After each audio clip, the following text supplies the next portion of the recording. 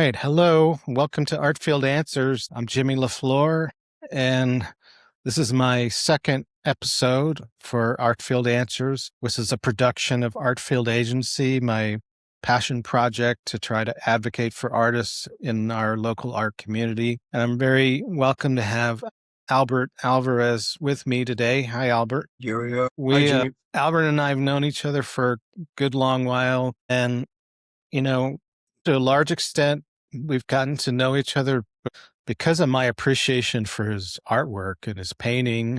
He's really a standout artist in our community in many ways, sometimes because he's so prolific, sometimes because there's really nothing that's off the table when it comes to what it is that he wants to comment on or paint. And it's all very informed by a sense of place and the community that's in that place. And there's nothing glossed over. I don't think you've done any painting that can recollect. It's like a super glossed over fantasy, Disney fantasy of the Riverwalk city, whatever. But there's also a lot of charm in a weird way, penetrating way. And so I've kind of just gotten to know Albert by walking up to him, talking to him, saying hi, making sure he was aware that I was looking at his artwork. I fortunately collected a couple of smaller works, but they're, to me, powerful work. And that's kind of my thing, is like I see something that I feel like is just a important piece in the body of art that's starting to come together. And I also was going to say, because I was looking up some of your bio and information, that I was interested to read that your father worked in public works department for the city, because I worked in the public works department in the city before public art was considered acceptable. It was actually something that got pushed into the public works department in the city architect's office. It was called design enhancement at the time. And I worked with, even to some extent, I worked with the signage division when they were trying to upgrade their signage. They were like wanting to do certain things to indicate this was a historic neighborhood. So there would be some graphics that were being included.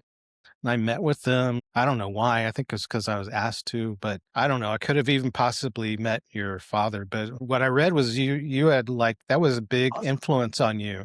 Yeah, and the building by the Alamo Dome.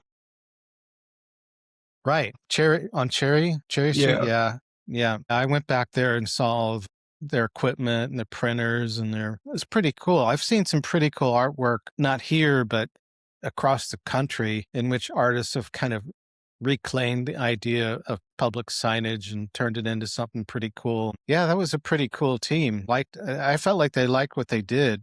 Um, they all had been together for a long time too, I think. yeah, a lot of them. Well, Yes, I knew them. I think I'm going to get into some artist questionnaire. The first thing I would want to bring up is your San Antonio origin story. Is it how did your family come to reside in San Antonio? Have you been in San Antonio and your family for a long time? Do you have any idea of when the first of your family came into San Antonio, what they did and what their purpose was? Sort of, not too far back. On my mom's side, grandmother, she grew up, I guess, where Brackenridge Park is. And then my grandfather, he's Juan Espinoza, and we have a family burial plot in La Soya, Texas. And I was like, just looking at all the gravestones that are there, and I was like, why do we get buried here at La Soya? And I remember seeing that statue that they have on the Riverwalk downtown, and it's like Yeah, somebody saw you fought at the Toribia Alamo. La Soya. I guess my grandfather was married into that La Soya family somehow. That's why we all get buried there.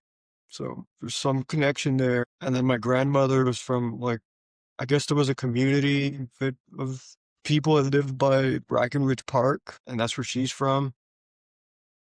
Then on my dad's side, not sure. We're all from here. Like both my grandparents on my dad's side were both from here. And my great grandfather, I had known him on my dad's side. He was from Corpus Christi, and then he moved to San Antonio. So that was my, I guess, as far back as I can go.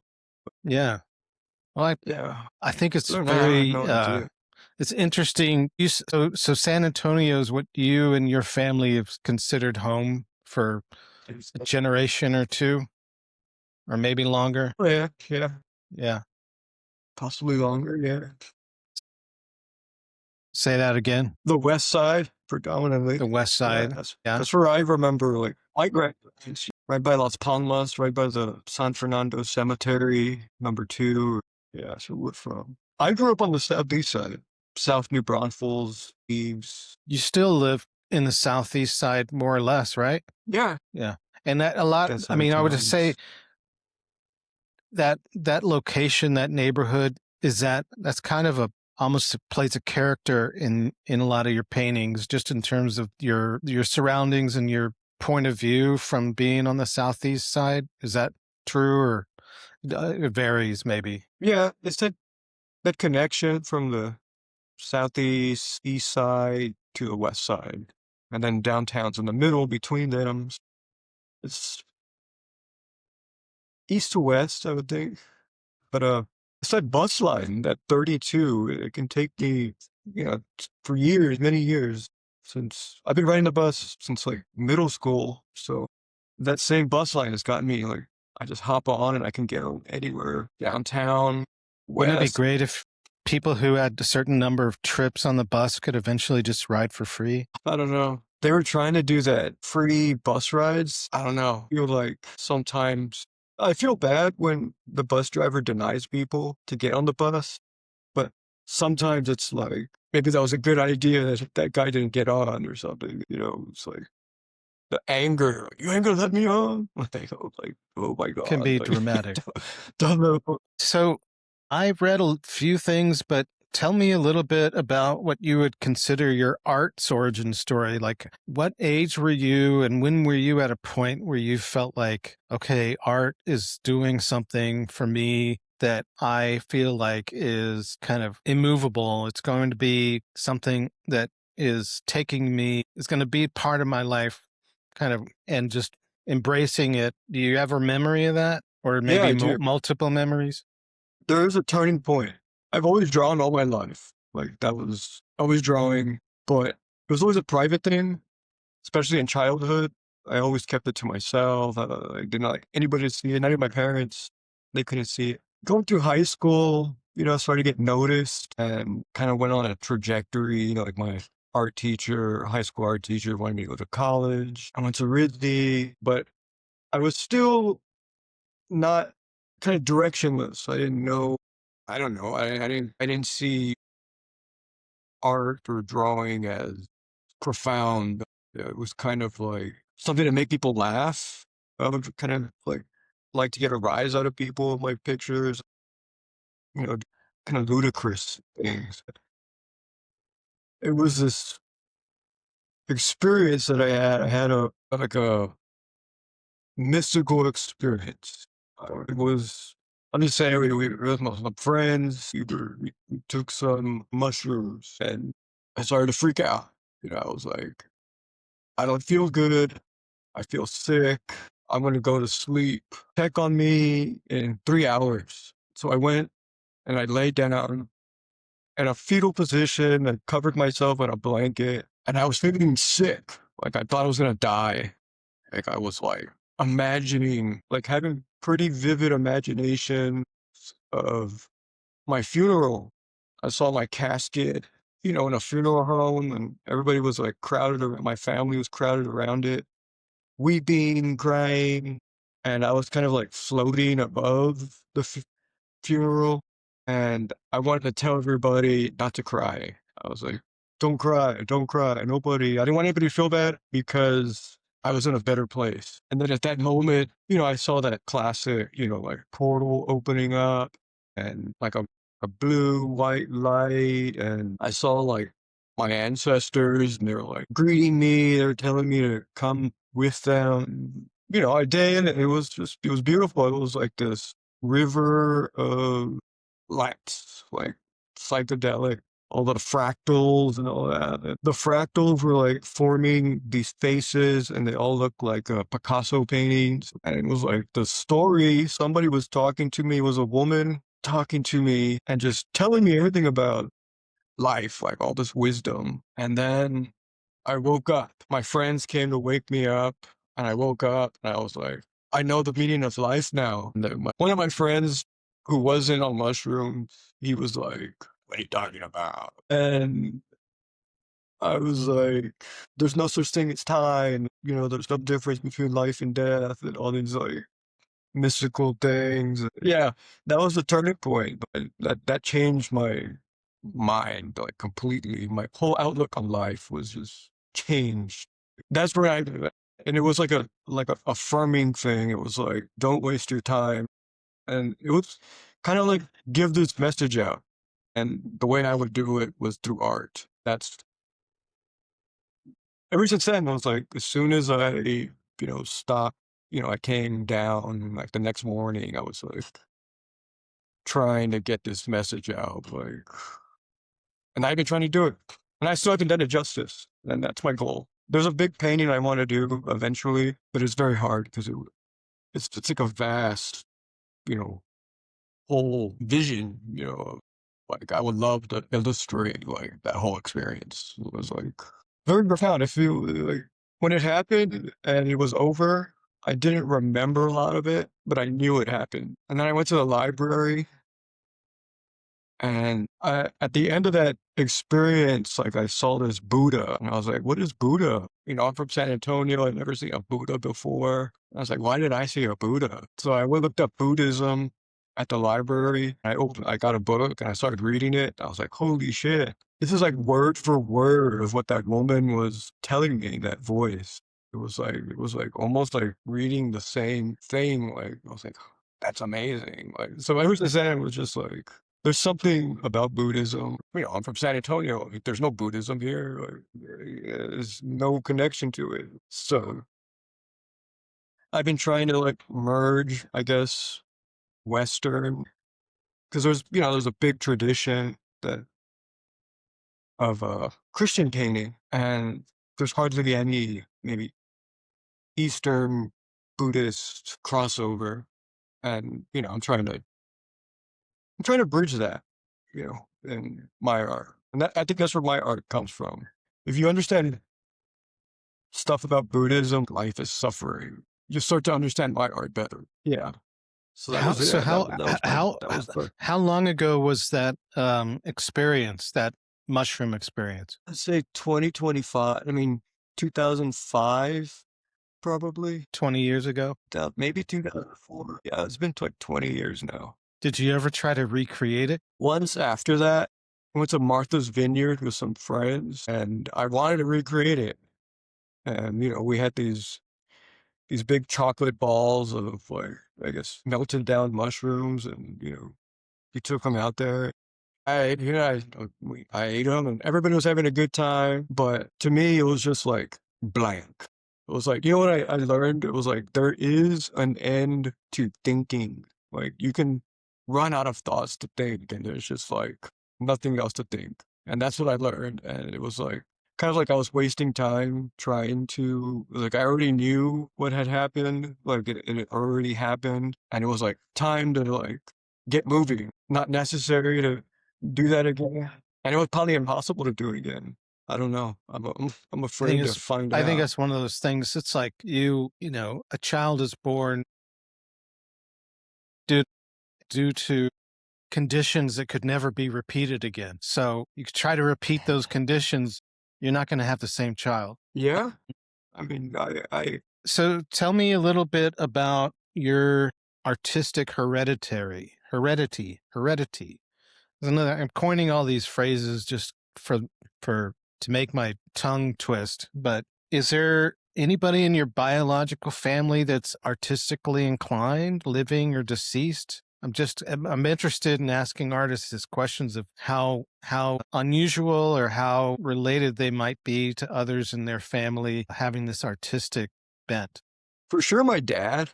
My dad's very good at portraits, and I remember watching him, as a kid drawing, and I admired it because it almost seemed like very clean and clear and perfect. I wanted to be like that a little, for sure, my dad. But I want to say also when I hear about, like, I watch a lot of stuff about artists, documentaries and stuff, and I'm not sure. I don't remember past lives or anything like that. But when I learn about some like artists, I'm like, holy shit, that sounds like my life to like today. And then I just look at the art, I'm like, oh my God, like I feel like connection to these dead artists, all over the world. And I have like affinities. I also have like an affinity for ancient Chinese art. After that experience, I kind of like didn't like contemporary art that they were like teaching you in like college, and I wanted to learn more about Chinese art for some reason, and I really got into it, and I was like kind of just researching it on my own, and it was amazing. They have a lot of written down principles and strategies on how to like hold your brush, how you like your posture should be, and all these amazing details that they don't teach you anywhere in contemporary life. So I really got into that. Was And just there looking at those are Did your family support you from that early point, like when you started to get recognized in high school and all of that? Did you have strong anybody try to say, yeah, you need to do something that's more reliable, stable, blah, blah, blah? no, no, I love my childhood the way I grew up. My parents always supplied me with I used to draw in spiral notebooks, and I remember like towards the end of my childhood, I had like a huge ass box of just notebooks I had drawn in all my childhood. And they would just leave me alone. They never pressured me to see my art or anything like that. They just let me. And that's what I loved about my childhood was that they didn't want to see what I was doing. They just kind of like gave me the stuff and let me be on my own. Kind of like almost like free range, which was nice because it was so private to me. It was like my imagination, my secret world. And all I needed was the paper and the pen. I was always drawing with a ballpoint pen. Like I didn't like pencil. It was all pen. How did they And I was react just to your drawing. how did they react to your post mushroom art? It's a similar thing. They just I guess they've just always seen me be kind of like, that's just him. That's just how you remember me, I guess. Like, that's just how we know him. They just know me like that. It's like, oh, he doesn't like anybody looking at his art when, like whatever he's doing, just let him do it. And I like that. I like that. I don't feel like judged or, no, it's like unconditional, that's just me. Yeah, it's just, he's been doing that since he was a kid, you know, like that's how he Yes. entertains himself. Maybe the next question I have has to do with mentors and influences. And so you develop these skills and talents from drawing constantly and feeling refreshed by all that. Was there some other training that really helped you develop your art appreciation or talent? And because I think it's like a great opportunity when asked these kinds of questions to pay tribute to anybody that actually made a difference in getting an artist through the rough spots and finding the confidence and courageousness to keep going. Did you have anybody like that? Because sometimes, I mean, recently I've just talked to some people that are just like, I was kind of self motivated from the get go, and it was my deal. Yeah, not to offend anybody, but yeah, no, I've always just had like that's just my habit. I've I study, I look at other artists that I admire, and I want to apply just what I see. That's the only bad thing about my life is that all the things that I like, I can't really see in person. Like I like a lot of the Renaissance, especially like the Northern Flemish, the Bosch and the Bruegels and all the other, the Memling, Hans Memling. You can't see those artwork anywhere in the United States. my only references may be in a book or especially on the internet, but they don't capture the actual like what the painting looks like. I like to get like right up in it, like that is like impossible. So a lot of the things I do are just making it up as I go. Of course, I like some contemporary, like the art drum, and of course, my favorite, Joe Coleman. And there's some videos and stuff available, documentaries, and I watch those and just to get a better look at the painting, because even those are hard to find. So, but as far as like a person I know personally, oh, I just, ever since that experience, it was like time, it was like the pressure to like do something with my life. There was like an impetus, like just work, work. And I knew that I was like fledgling, and I needed to develop myself. So it was like a self-drive. It was always self-driven. It's like, I need to get better. I need to get better. And it was like, I had like a 10-year thing. I was like, in 10 years, I have to be at this level. Like I had an idea of what I wanted to do, and I could see that I was not there yet. I'm still not there yet. There's still more imagination. I have to do it on my own. It's just, that's the only way to do it. Keep sharpening your pencil working, but there's I mean, not overworking, every day, like chipping away. But as a person, now, maybe just growing up, seeing my dad drawing, that was about as close to seeing like what a person more advanced than you that you would aspire to. Did he give you feedback? No, he was amazed. I remember he was drawing something, and I started drawing it too. Like he was drawing like David Robinson or a basketball player, and he had a basketball in his in it. I drew like a perfect circle, and he was like amazed at, wow, you didn't trace that? Because he would use like a quarter or something round to to make a basketball, like a shape. And I just drew it, I guess, freehand, and he was like really amazed. I was like, wow. He thought I traced it. And like, you could do that. I don't know how old I was. It must have been, I was probably young, but I remember that. Was that last year? Right. Yeah. No, he likes to say he's still better than me. So give me, I got a topic here called trials and tribulations.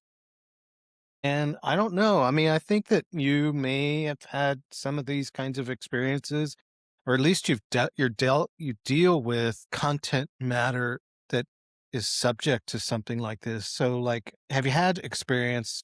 I'm sure you have, but is there any in particular experience when art was considered objectionable, controversial, subject to severe criticism? And looking at that experience, did it change anything? Did it change the way you thought about your audience, thought about your future artwork, or just the whole sanity of being an artist in the first place when things can be so criticized? Yeah, that experience, what it taught me was that you shouldn't censor yourself, because that is life. Your life is terrifying, and you have to come to terms with that. And that makes your mind stronger. That makes you more adept at living, because these things are going to happen. You might encounter some of these horrific things, and you have to be prepared or just knowledgeable that this is going to happen. This can potentially happen. And it makes you have more respect for life. It's like, man, that's dangerous. You shouldn't do that. It's horrific what can happen, with that kind of thing, or consequences of danger.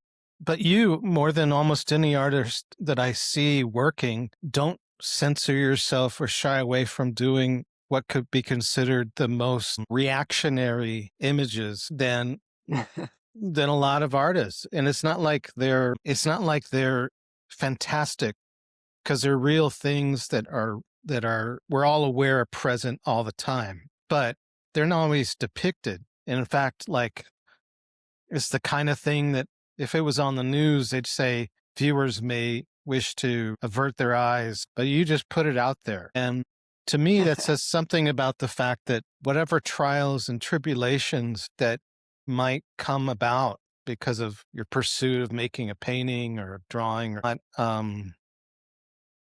they pale in comparison. You're not concerned about the trial or tribulation, at least not so far.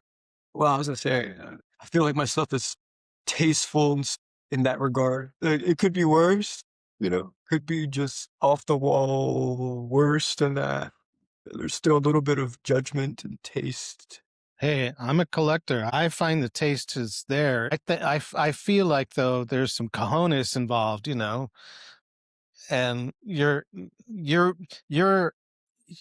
you're reaching out to the viewer, and you're creating like a safe space through the paintings, the complexity, the compositions, what the paintings emote and what they reference. And that space allows for certain things to come up and not be in bad taste. It's pretty remarkable. That's one of the things that I think is a characteristic of your work that is pretty unique, is very unique. It's very authentic. Yeah, and I experiment, with different variations of pushing that kind of acceptable boundaries. I'm aware of them, and Yeah. will get you banned from The internet or polite something. society or whatever. You But you ever I look at I'm saying you never got anything deleted from social media, did you? surprisingly not. Maybe once, Maybe like when I once. first, maybe when I was 22 or something, when I posted my what was it, my senior project. It was like an animation, and I posted it on YouTube or something. It got deleted. I guess it was off bad or unacceptable. I don't know why. I don't know how, but that was it. That was the only time. Other than that, no, never, never, never. I'm surprised. You would think, right? You would think. I don't know what it is. I'm just been lucky, or I don't know. It's colorful, and maybe like I think, the like we whatever said, interfaces. it's a piece of a greater whole. It's not The greater whole isn't about trying to like be inflammatory about this one piece. It's about just how everything fits together and has a narrative to tell. Not just a narrative, because a lot of what you do, I think, is very pictorial, and it kind of goes back, and it's like you don't really even understand how to apply words to what you're looking at. You just kind of let it all soak in visually, and just lets you just you know kind of be in that space for a while. Yeah, I'm glad you said that. So I don't even know how to explain my art. I don't even know if I call it art. I don't know what I'm doing. I don't know. People always ask me, like, "Oh, what kind of work do you do?" I have no way of explaining it. Just like look at it. Just look at it, and you try to explain it. And you can't. I don't know how to explain it. It's like, oh, it's like nightmare, surrealism kind of stuff. Even that's kind of like not right. It's hard to sum it up in a sentence. But definitely you've got the If there's like no word. your influences, whether they be Chinese or Albert Durr, this idea of peasant, this kind of idea of a working class and under the radar community that is, there's a lot of commentary that happens without necessarily spelling things out for the viewer. So Yeah, I and got a couple. Go ahead. I was saying I've had there's this I got to do like this friend of mine followed me on the bus one time, and she's a photographer, and she captured a lot of in like this is back in 2012, I think. And this is when the bus was like, I think, the peak of its like danger. And she got these like really good video shots. She's gonna post it soon. She had posted it before, but she kind of messed up the editing, and she wants to refix it. It's out there right now, but she's got these like, great shots of people like looking on the bus. Like I was showing them my art on my phone at the time, and they're like, even they like it. Even people that I'm speaking to like it. So and that kind of was the scary part, because I know, like, I look at mug shots when I make my paintings, and I need a face. And I was like, just look up a mugshot. They're public, free references, basically. It's just public domain kind of thing. You look it up, you're like, oh my God, like, you might recognize it somehow. I don't know. I try to change them a little bit, but, these are, people that are having very bad public people that are in the process of going through that incarceration system. It was a border, there's a border line that's there. It is scary to, personally, like I feel like there's a redemption process on my art. Like I'm not condemning anybody, but I'm trying to show that even the worst of people's mistakes can be, you get on the right track, you can redeem yourself by avoiding like turning your life around and not engaging in that, nefarious activity anymore. You can see the Sounds errors or like ways. sounds like a bodhisattva. Not sure. It's like, Bodhisattva just dedicates himself to the end world suffering, to end mankind's suffering. yeah, yeah. I I I want that to be in my art. Like as a physical person, like maybe I'm not holy or anything, I'm like, look at me, I'm not drinking. I drink all the time. Not all the time, but I'm not I'm not a monk, or I chose to live this life on purpose. So I don't like to consider myself in any sort of religious ways, or like holy ways. I Yeah, like to I don't point get that direction with my art. As a human myself, like, I'm just a regular person. people get themselves stuck I'm very flawed. stuck in language. It doesn't mean that language and labels sometimes aren't appropriate, but no one really wants to live with being branded this or that or trying to live up to some sort of vocational standard. I think artists in particular are interested in following their own path and following their own drumbeat. And I think that's doesn't mean that you're not a bodhisattva. Yeah, In my, I'll just say, in my personal opinion. So, in terms of artist values, I have this question about good art and bad art. My philosophy is that if you had two buckets and one was a bucket for good art and one was a bucket for bad art, and you were in the position of trying to put them into their respective buckets, a oh, la Bozo the Clown, you know my answer. I don't know what your answer is going to be. No, I'm interested. That's why I asked the no. question. No one knows what your answer is going to be. My personal opinion, of course, I think there's different levels of art, but I also think on any level, whatever level you're at, art is good to practice. It's healthy, takes you away, not distracts you, but, it cultivates your being. No matter what art you're doing, like you could like do daisies and sunshine, happy face and the star or whatever, the sun. I don't know, people think of those things. That's hard for me to think about. That's like amazing. That's kind of weird and amazing. That to me, I'm fascinated by that. Wow. Like, how did like people probably look at my stuff and like, well, how did you think of that? And I look at, somebody that does, a little palace and the sun in the sky, and I'm like, how did you think of that?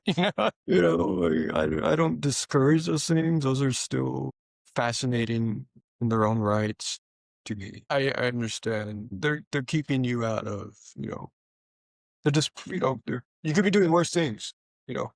You could be doing a lot worse things, and that's decent. Do it. Do it. People want to do it. Like, I feel like the world needs more creativity, or like we need to get back to that So, life system of life, like where people can make things with their hands, anything, because we're too dependent on like the factories and the pollution that they create. And it's like, if you can make your own stuff, do it. so here's a segue. Be more self. So, in terms of the overall art field, what do you think is the most important to grow and sustain working artists? The economy, the art economy, I would say, art education, access to art, aesthetic merit, or community interest in art. Any of those stand out to you? Well, yeah. Now, when you're talking about the economy of art, that's like a whole different, set of criteria, judgment. It's like, all right, that's where you should not mess with a, like, you could be like a practicing, Sunday painter, but that Sunday painter should be in no way compared to the elevated, like totally dedicated, one of a kind, you know, Bruegels or Bosches, like, of the time, like, there's different levels. And that's the problem of our art world right now, is that There's people that don't have that ability to be like a Bosch, but they're presented as the cream of the crop of the art world. And that's where society's championing of who is good and like that's where it's wrong. That's where it's gone wrong. And that needs to change. That's a lot of like, it hurts. It hurts. Like, personally, I feel like affected by it. Like, I still feel like I'm not good enough, but even then, like, I feel like compared to what is out there, like, and what is, you know, processed into the public field as, the best or like the greatest humanity has to offer, the balloon dog or whatever. That hurts, the kind of, it's like, you're killing me. You're killing me. Like, I think it hurts me because, like, what do I got to do? What do I have to do in like life or art, to get ahead or something, it's like, just, but I try, doesn't matter. I'm going to keep doing what I do. And I hope someday that I prosper good. But Yeah. yeah, I the mean, people that are making the money and shit, like, that hurts. It's like, kidding me. What kind of world am I living in? It's and crazy. that's partially why I said the good art bucket and the bad art bucket, because there's a lot of artwork that I would say out there is it's got the certain shock and awe. It's shiny. It clicks all these boxes, but in terms of is it good for what we want to see as an art industry, as an art profession, as a strong analysis for what is going to be helpful to artwork and artists when it tends to somehow it's kind of like the Halliburton, like you got these huge corporations. You've got a few of these artists that are also like the Halliburton of art. And they take up all the oxygen and they make, because they do things that no one else can do, it kind of makes things like, well, this is inferior to that because look at it from an economic point of view. And that to me is pretty, when economics is serving as like a, the benefactor of hardworking artists, and the artists themselves are not actually growing as an artist, they're growing to basically serve those economic drivers. Well, I don't know. I feel like a lot of that is bad art. So Yeah, this bring, go ahead. it's backbreaking. There's something, I don't know what it is. I don't know. It's a weird mentality that I can't even wrap my head around. It's like this kind of logic that people convince themselves of, and it's, I guess, art speak. And then they expect me to speak like that. I don't even know how you got to that. That sounds really smart and everything. It's out of my, and they tried to make me learn about that. They give me the, you're in class, at the end of the class, I'm like, all right, here's your packet that you have to read and write a paper, 5, 10 pages next Friday. It's just like this dense material. And you're like, well, that's not, it's like a different brain that I just could not, I can't comprehend it. Maybe I don't know. Yeah, no, I still think I'm right. I just can't, Well, I can't do it, it. It's so hard. it's a good segue into the second to last question, which is about the topic is cultural sincerity, which is a phrase that I've coined. So, cultural sincerity is like, in my mind, there's a lot of people out there that are expecting that there should be some sincerity in our society.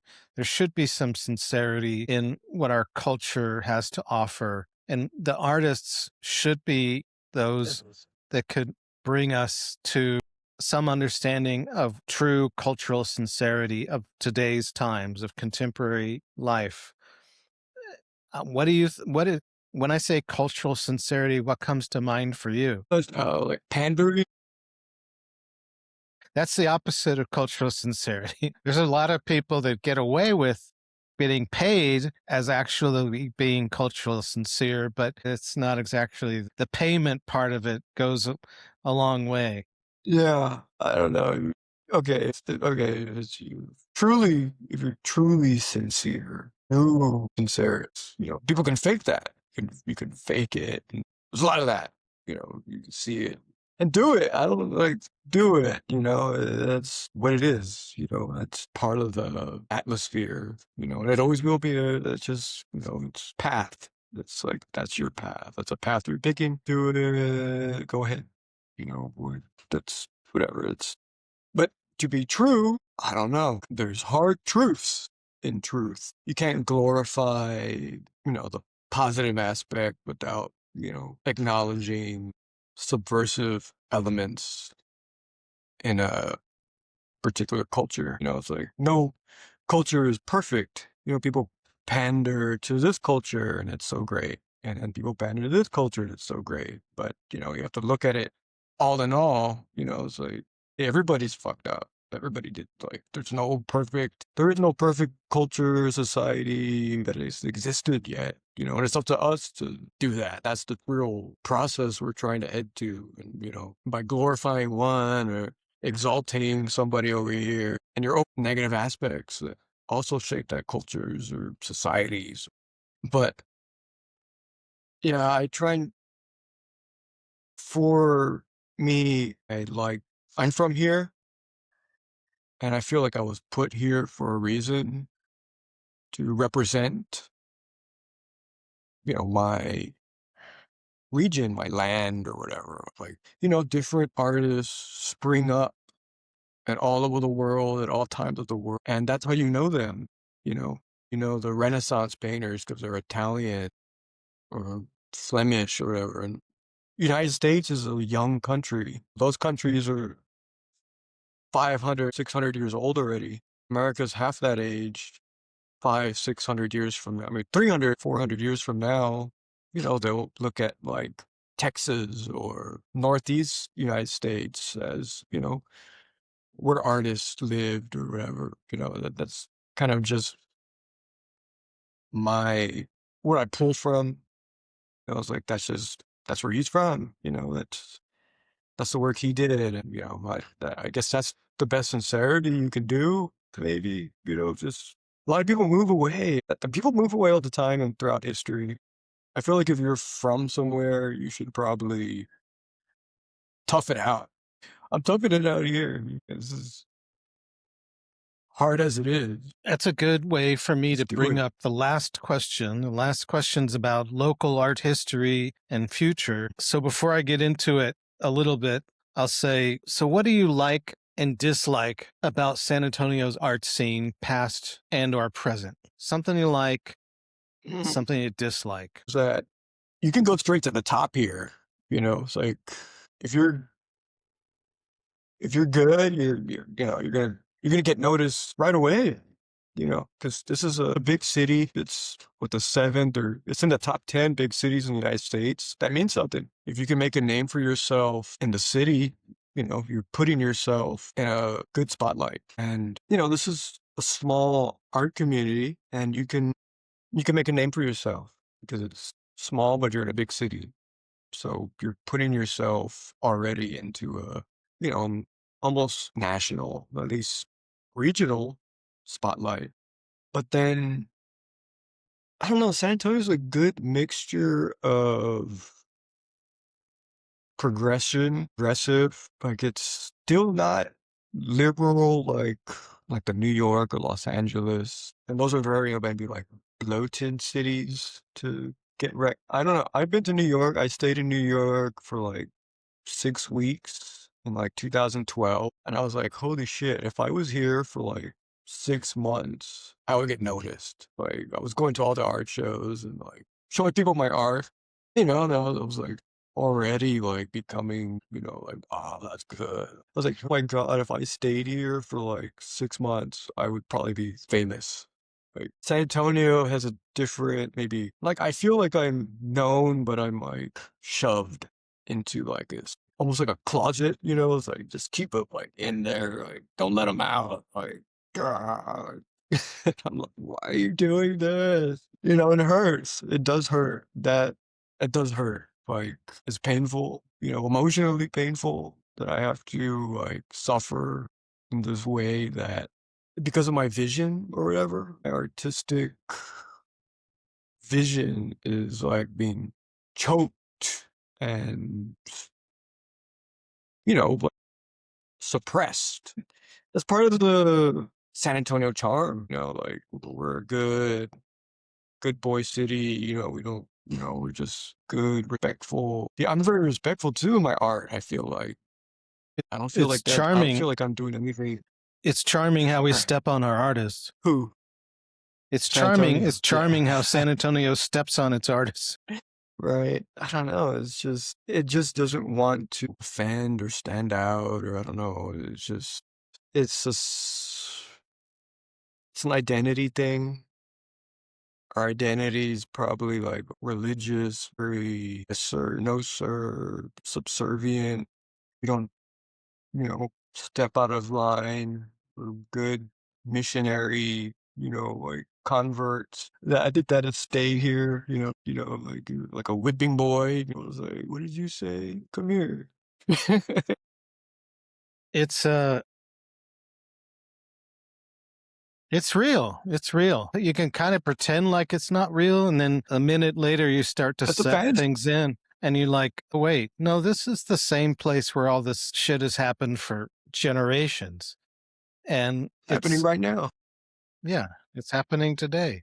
I, so another thing I wanted to ask before we wrap up is, do you have a good sense of local art history? Do you feel like local art history, people's knowledge and acknowledgement of local art history could have an impact on the future of San Antonio art? It's kind of a redundant question. Of course, everybody's contributed throughout. I don't know, my favorite artist is Albert David.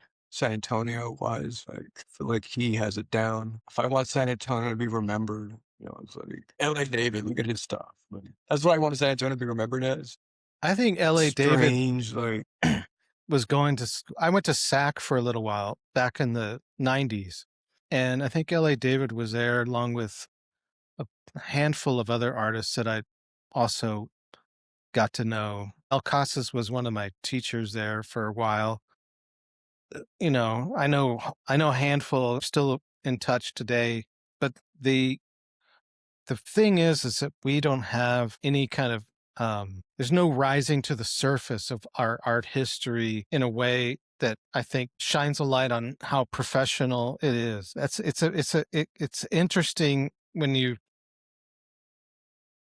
take the role of an artist as professional as they can possibly muster. They're passionate, they practice, they're prolific, they're earnest, and they're worth their salt, right? But they put their work out there, and it's like, this is okay, this is the best you can do. But let's compare that to the best dentist in town. Let's compare that to the best, whatever restaurateur. I mean, we have artists that we're all aware of that are really important, that are seen as, I don't know. I mean, they're just like, they're things that just get swept over, swept under the rug, whatever. Part of what I want to do with this effort with the podcasts and with my kind of second career is to advocate that artists are we're doing far better than people are aware of, and we have zero writing. Nothing's really happening. No critical writing about art in the area. I look at the news online. It'll have a culture section, and it's telling me about the next SeaWorld concert, or the culture section's talking to me about who's going to be, I mean, the Spurs arena or something. It's so bizarre. It's as if when you put that together side by side with the local art initiatives, it just doesn't match up. It's almost like one is completely in the shadow of the other. And it's obviously the arts, the small arts that are in the shadow of all of these other far more important things. And that's what I hope we can change. And it takes a huge collective effort, but I think it starts with having artists speak for themselves and speak honestly. And I appreciate you being on the podcast, because that's exactly the kind of voice that I think people need to hear, is someone who has done the work, committed to continuing to do the work and kind of, has no fear. I mean, you seem kind of fearless a lot of the time. That's a good thing. It's to me, it's just regular. To me, it's, whatever I do is just normal. That's just normal to me. Like sometimes I don't know, but yeah, you're right. That's the real cultural capital, and we're kind of like negating it. You're kind of like not capitalizing on the cultural capital. Like I said, like I love LA David. I feel like his work should be like as soon as you walk through a museum door in San Antonio or something, like, boom, LA David is interesting. Like it's something going on. To me, he's a true artist. Like to me, I'm like a researcher. I'm like somebody that studies how to be an artist. I feel like I don't even look like an artist. I'm very, I'm just plain, regular average person. But LA David, he's like through and through. He looks like his paintings. Like he's colorful. It's amazing, and he's getting older. And damn, that dude did it. To me, he should be like as renowned as anybody. Like San Antonio Glory, anybody. I don't think. I think he's a legitimate like artist spirit. Like he's got it. They should put him out there. Like he should. Like, he's one of a kind. Well, there's not going to be one after him either. Yeah. People Well, he's see him definitely, and they're like, Albert, that's you in the future. I wish.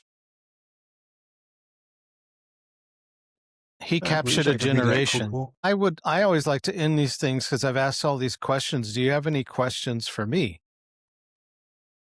Anything? You don't have to have a question because I didn't ask you to prepare one, Right.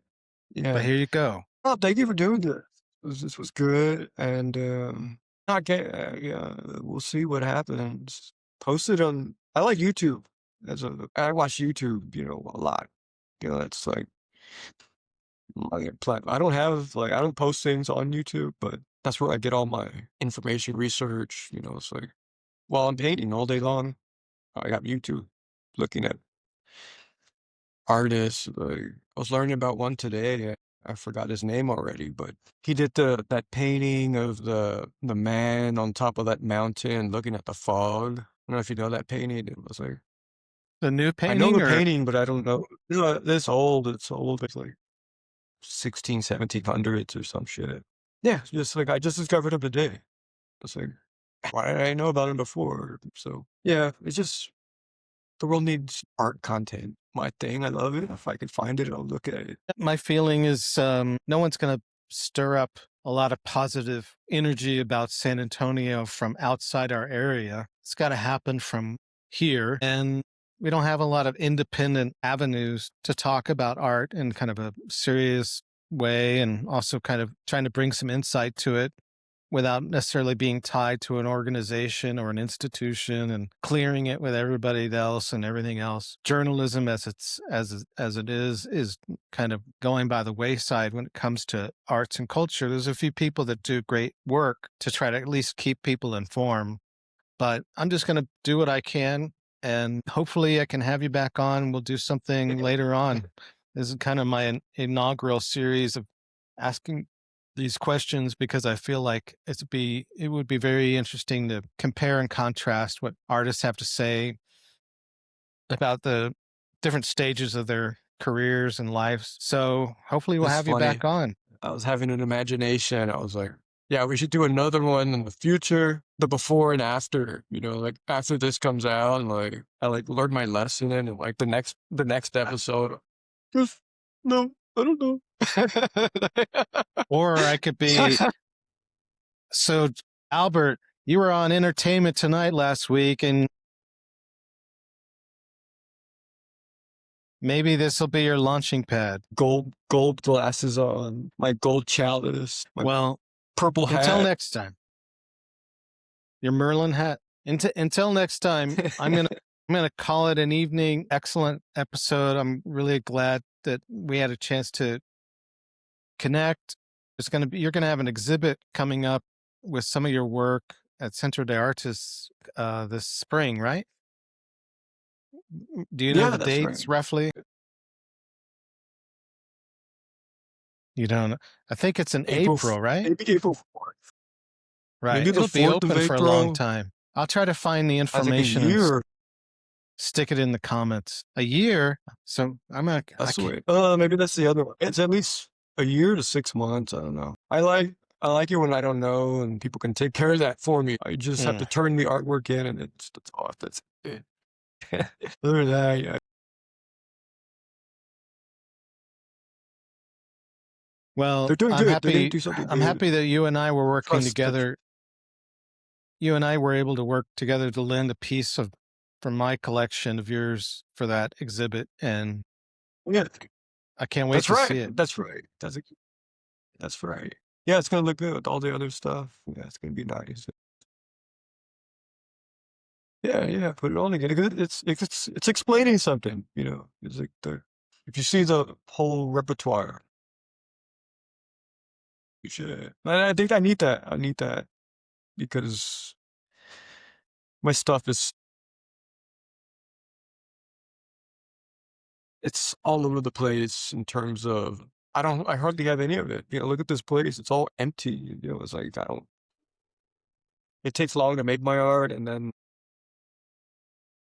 luckily I do sell them and they're hard, where are they? I don't know. To me they're gone, but yeah, it's a good thing. But they need to be seen in a place, like one place. That's the next Because I step. happen a lot. But yeah. Yeah, thank you, Jimmy. This is great. Thank you. It's my honor to have you on, and we'll talk later, okay?